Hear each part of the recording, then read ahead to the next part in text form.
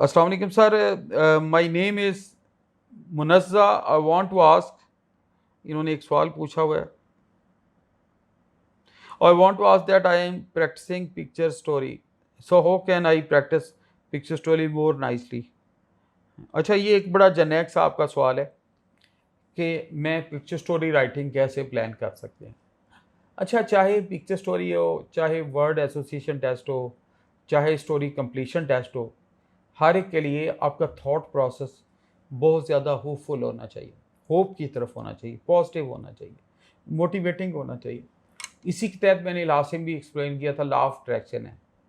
इसी के तहत एक हदीस शरीफ है, उसका मफहूम है कि अल्लाह के प्यारे नबी ने फरमाया कि हदीस कुदसी है कि अल्लाह पाक कहते हैं कि मैं मोमिन की दुआ मोमिन के साथ उसी तरह होता हूँ जिस तरह का वो गुमान होता है करता है।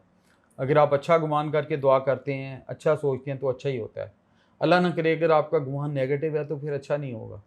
तो इसलिए बड़ा पॉजिटिव रह के आप चीज़ों को प्रैक्टिस करें, आगे चलते जाएँ, इम्प्रूव करते जाएँ और इंशाल्लाह आपकी जो सक्सेस है, जो कामयाबी आपके कदम चूमेगी।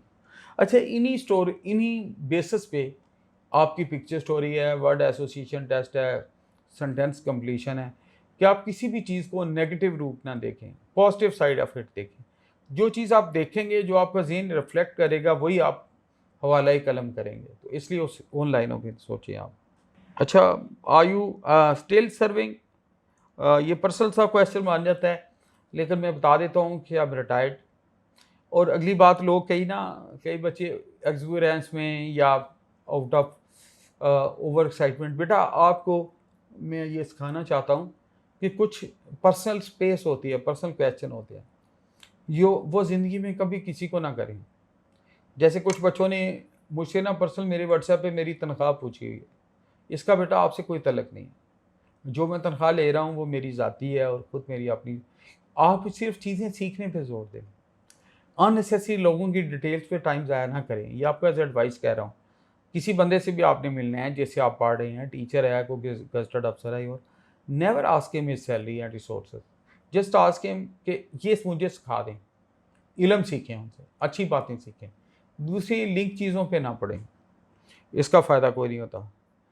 अगला सवाल है जी, चेस्ट इम्बैलेंस का सलूशन क्या है? ये आप मिलें उनको, मेडिकल स्पेशलिस्ट को मिलें और रिहेबिलिटेशन वालों को मिलें जो फिजियोथेरापी की एक्सरसाइजेज एडवाइस करते हैं, उससे आपको इसका जवाब मिलेगा। योर सेल नंबर, सॉरी, वो लिखा होता है कंसल्टेशन के लिए, वीडियो के साथ ही आ जाता है। और दूसरा पर्सनल सेल नंबर तो पर्सनल होता है। अस्सलाम वालेकुम सर, क्या आप बता सकते हैं कि girls bachelor of emergency and intensive care करने के बाद कैसे ज्वाइन कर सकती है, आर्मी या नेवी में? नेवी के ऐड में देखा था। अगर मुझे इसके बारे में थोड़ी सी इन्फॉर्मेशन दे दें तो I will be very grateful. अगर आपने नेवी का ऐड इसको मौजू पे देखा है तो नेवल रिक्रूटमेंट सेंटर से आप रब्ता करें, वो आपके इस पर गाइड कर देंगे, क्योंकि उनके रिक्रूटमेंट सेंटर के पास पूरी मालूमात होगी।